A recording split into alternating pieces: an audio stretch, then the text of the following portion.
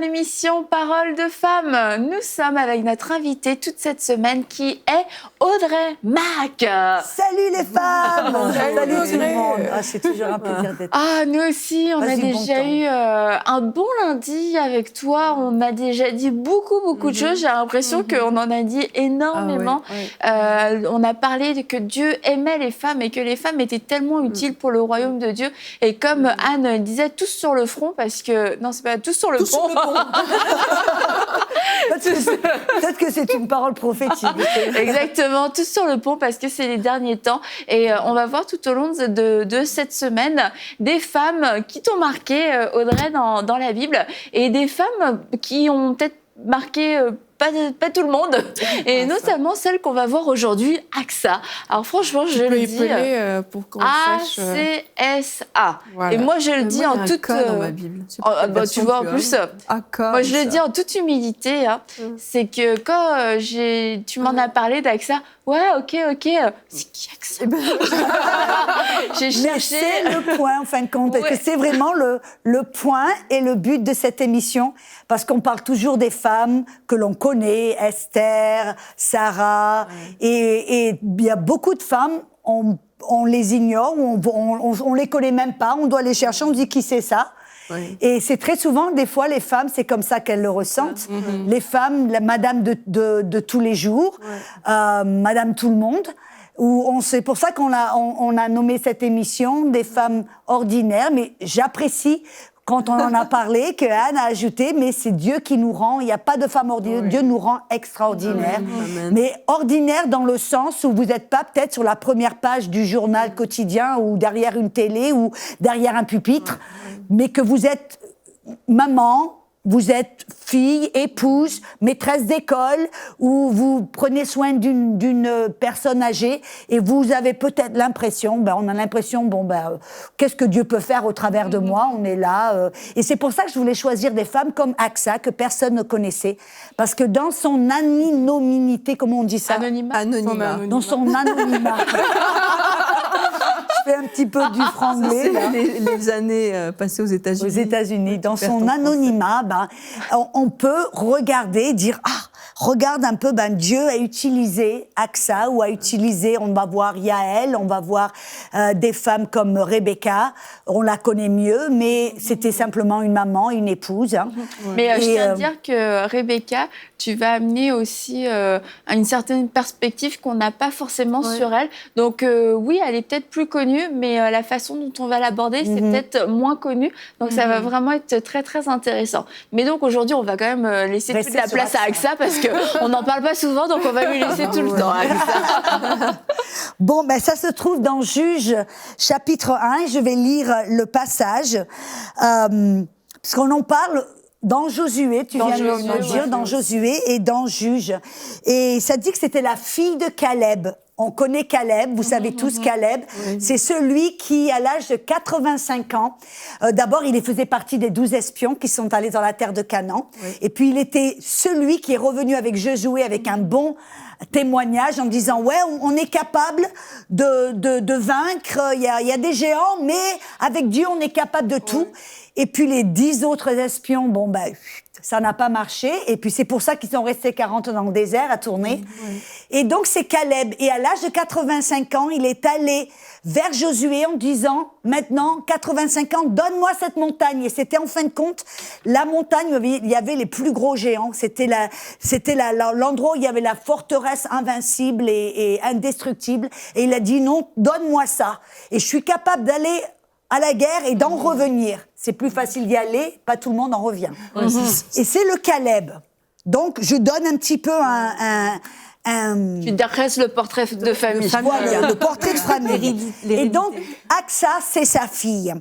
Et Caleb a dit, je donnerai ma fille Aksa pour femme à celui qui battra Kiriach Sefer et qui la prendra. Donc Othniel, fils de Kenaz, frère cadet de Caleb, s'en empara, et donc devenue la femme de Aksa. Et Caleb lui donna pour femme sa fille Aksa. Lorsqu'elle fut rentrée, elle le sollicita de demander à son père un champ. Elle descendit au-dessus de son âne, et Caleb lui dit, qu'as-tu? Que veux-tu? Elle lui répondit, fais-moi un présent, car tu m'as donné une terre du Midi, mais donne donne-moi aussi des sources d'eau. Et Caleb lui donna les sources supérieures et les sources inférieures. On lit ça, on se dit, Audrey, d'accord, c'est bien, mais qu'est-ce que tu y vois? C'est exactement ce que j'ai dit à Audrey. Je suis assise à côté d'Audrey. Ok Audrey, mais c'est quoi la révélation?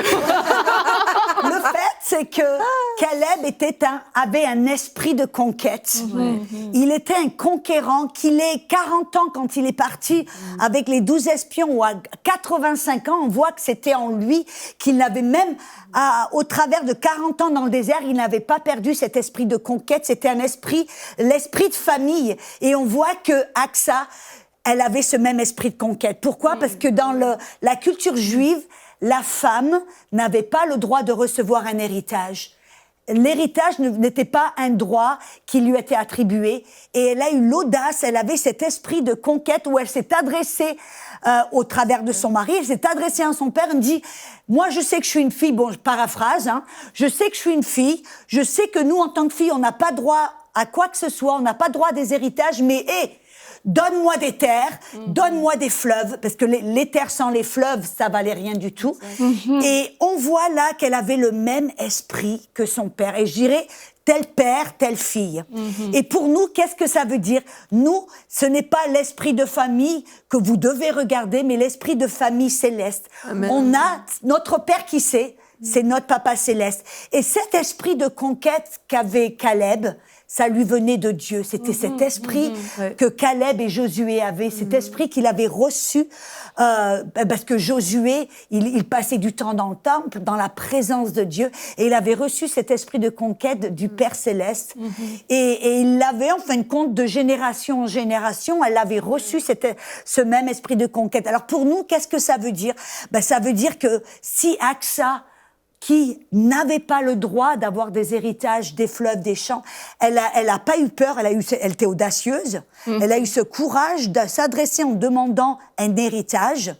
Eh ben nous, c'est en fin de compte un exemple qui nous montre que nous aussi, on peut avoir ce même esprit de conquête. Et qu'on a cet esprit de conquête qui nous vient de Dieu. Et que Dieu, il aspire à ce que nous, femmes, on ait cet esprit de conquête. Et pour moi, j'ai un bon exemple. J'ai une dame que j'ai hâte de rencontrer un jour. J'ai hâte de la rencontrer. Je ne l'ai pas rencontrée encore. On a pas mal de personnes que l'on connaît, des amis communs, mais j'ai hâte de la... C'est Heidi Baker. Heidi Baker, une jeune femme blonde à l'époque. Oui, elle est plus jeune, mais... Elle était beaucoup plus jeune à l'époque. Elle était une petite jeune femme blonde. Et quand elle a eu, en fin de compte, elle a rencontré un homme de Dieu et le Seigneur lui apparaît, il lui dit, demande-moi une nation et je te la donne. Et elle est allée, elle a dit, je veux la nation de Mozambique. Et pour moi, elle est tellement inspirante parce qu'elle a, comme Aksa, elle a osé demander quelque chose que tu ne demanderais jamais. Donne-moi la Mozambique ou donne-moi Bromont ou donne-moi... Et ça veut dire qu'il y a quelque chose derrière où si Heidi Baker, elle a osé demander au Père Céleste la nation de Mozambique et on voit l'impact véritablement, la nation de Mozambique a été changée. Elle a changé une génération, elle a changé une nation entière.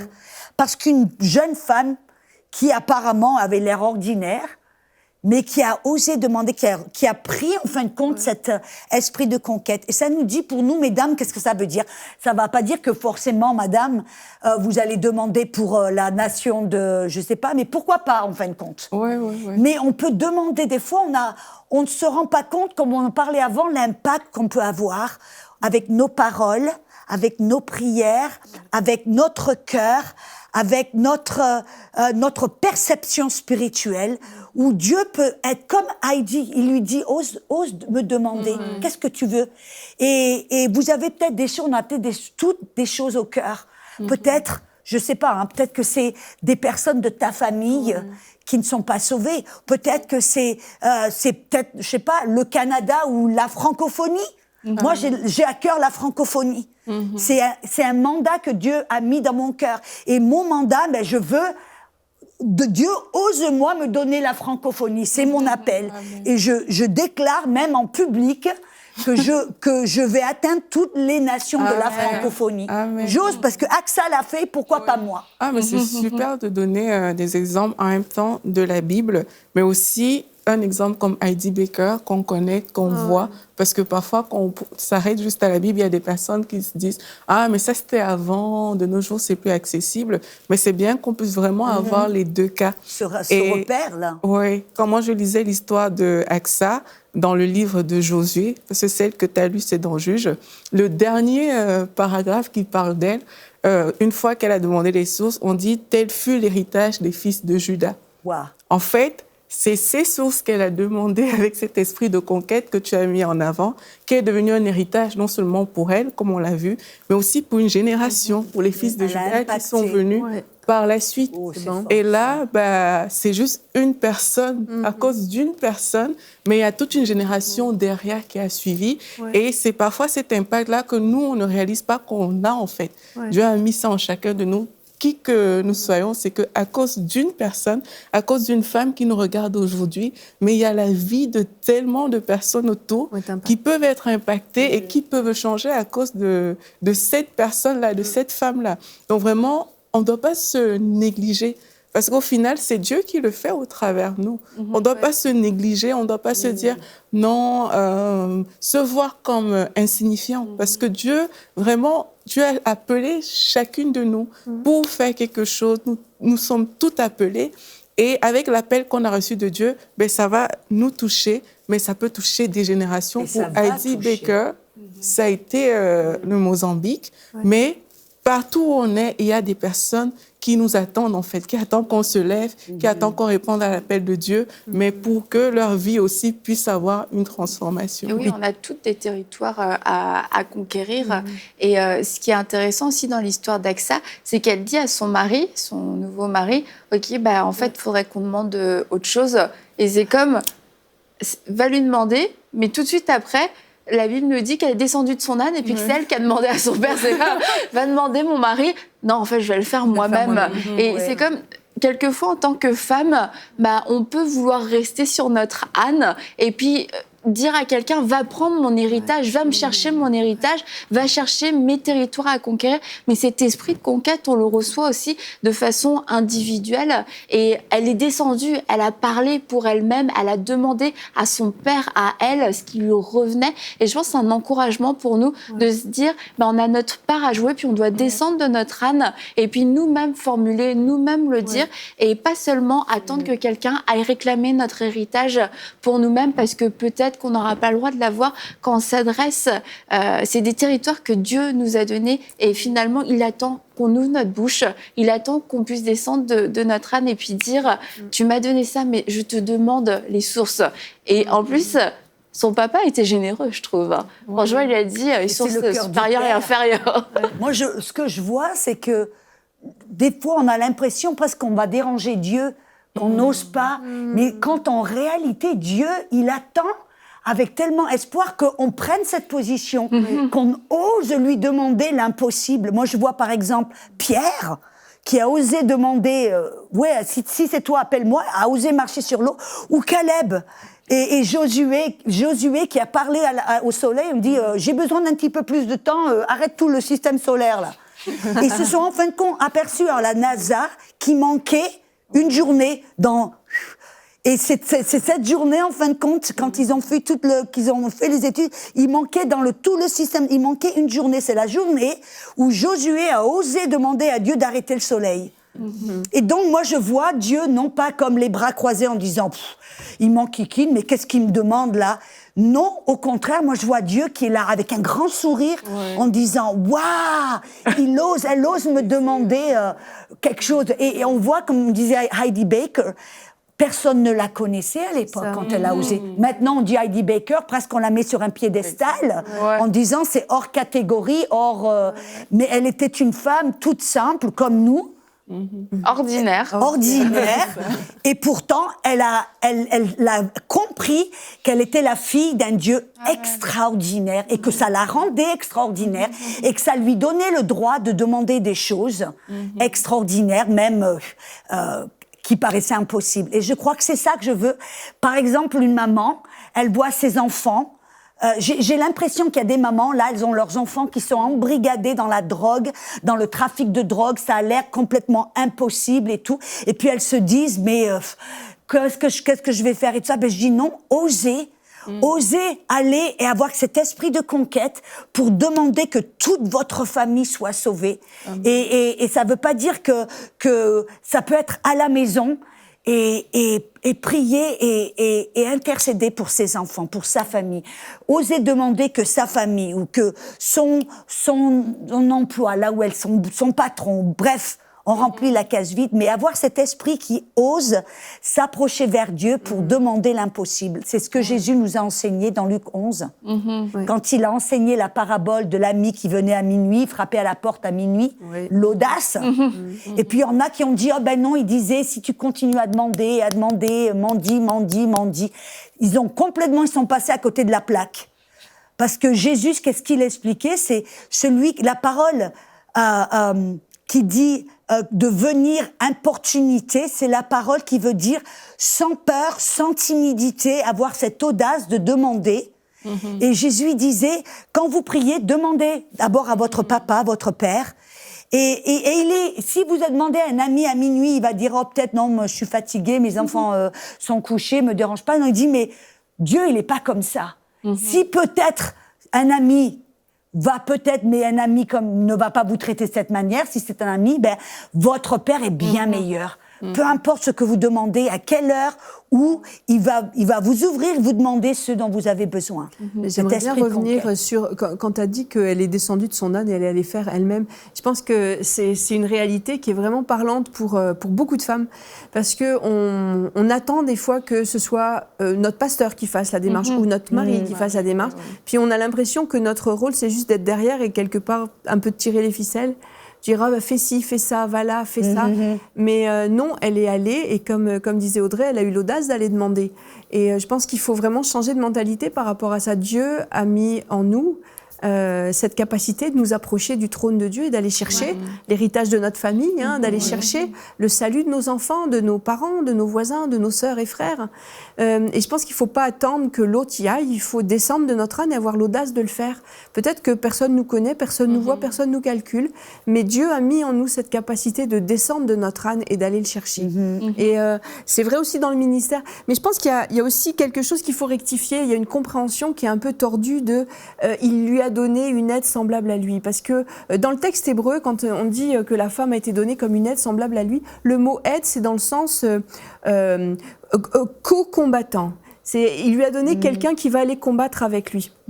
Et quand tu regardes toutes les occurrences du mot, quand tu retrouves le mot ailleurs dans la Bible, dans l'Ancien Testament, c'est très souvent dans des contextes de combat. Il va à la guerre avec moi. Il l'accompagne dans le même combat qu'eux. Donc en fait, Dieu nous a mis à côté de nos maris, pour les femmes mariées, nous a mis à côté de nos maris comme allant au combat avec lui. Et donc il ne faut pas se cacher derrière lui pour que lui aille chercher. Tiens, prie pour ça, va chercher ci, va chercher ça. Mais descendre de notre âne et puis d'y aller nous. C'est bon ça. Parce qu'on est co-combattantes, on est à côté et pas derrière, on n'est pas caché derrière, on est à côté, on est co-combattants. Et puis c'est notre prérogative de descendre de l'âne comme Axel l'a fait, puis d'aller chercher les choses et d'intercéder nous-mêmes. Pas attendre que notre pasteur aille prier pour ça ou que notre mari fasse ci ou ça. On est là et on a la capacité de le faire. Une chose que moi j'ai aimée aussi dans l'histoire avec ça, on n'aurait pas dit il y a 2 jours je la connaissais pas. Oui, parce que Aurélie passait dans mon bureau, elle était là. C'est une fille que j'ai connue hier, c'est que à un moment, Aksa, dans le texte, elle n'a pas trouvé l'excuse selon laquelle elle n'avait pas le droit, comme femme, de posséder cet héritage-là, parce que c'était pour les hommes, comme Audrey le disait. Donc, elle ne s'est pas cachée derrière une excuse à ça, mais elle a vraiment pris les devants. Et parce que normalement, elle n'avait pas le droit. Mais elle a vraiment pris le pas d'aller pour faire quelque chose qui allait avoir un impact vraiment sur des générations et sur son environnement. Et ça, c'est vraiment quelque chose, moi, qui m'interpelle aussi. C'est que parfois, c'est facile de se cacher derrière des excuses. C'est facile de mettre en avant « Ah, mais je ne suis pas qualifiée, je ne suis pas dans le bon pays, je ne suis pas dans le bon contexte, les autres ont plus de moyens que moi, moi, je ne sais pas prier, je ne connais pas comment m'approcher du Seigneur. » Donc, elle aurait pu se servir des limites naturelles qu'elle avait comme excuse, mais elle a passé outre, elle a pris son âne et puis elle est partie vers son Père. Et c'est aussi une interpellation pour nous aujourd'hui, c'est qu'il ne faut pas qu'on laisse des excuses nous empêcher de faire ce qu'on doit faire dans l'environnement dans lequel Dieu nous a placés. On doit vraiment prendre la décision de faire ce qu'on a à faire. Si on doit prier pour cet enfant, on va le faire. On ne va pas laisser que la situation s'envenime, regarder les choses et dire non, il me dépasse, j'ai tout essayé. Non, non. On doit prendre toujours le devant et prier pour la situation et demander à Dieu, réclamer. Et c'est comme ça qu'on va voir aussi les choses changer dans notre environnement. Vraiment qu'on se lève, qu'on ne soit plus passive, mais qu'on se lève pour faire ce à quoi Dieu nous a appelés. Et puis on a une image aussi, la Bible nous dit que dans ces quelques phrases, ces 3 phrases finalement, c'est incroyable. Mais c'est pour ça que c'est super que t'aies pu nous présenter Aksa, parce que son histoire est tellement riche, et c'est ça qui est beau, c'est qu'une femme ordinaire, quelques phrases, quelques mots ont changé sa propre vie, ont changé la vie des autres à venir, des générations à venir, mais on a aussi une image du pain et de l'esprit. Et cette femme-là, elle avait la terre. Et il y a beaucoup de femmes aujourd'hui dans le monde chrétien, elles ont reçu la parole, elles sont sauvées, voilà, gloire à Dieu. Mais il y a toute une vie de l'esprit à découvrir. Et il y a des sources d'eau vive, il y a des torrents d'eau vive qui veulent jaillir. C'est comme, j'ai été sauvée, c'est bien. Et on peut être peut-être timide, et c'est un encouragement à dire je peux aller réclamer de vivre des choses extraordinaires dans la présence de Dieu, je peux réclamer les sources de vie, je peux réclamer cette vie de l'esprit, les dons spirituels, me perdre dans l'esprit, vivre des choses absolument fantastiques, et c'est ce qu'elle a demandé. Et encore une fois, j'aime vraiment ce que son père lui dit, comme s'il était prêt. Il lui dit je te donne les sources inférieures et supérieures. Et je veux dire, il a tout couvert là. Écoute ma fille, tu veux des sources, gloire à Dieu. C'est vrai que la terre toute seule, c'est pas génial. Et on a le pain aujourd'hui, mais on a aussi l'eau vive qui est disponible. Et Jésus a dit, des fleuves d'eau vive couleront de ton sein.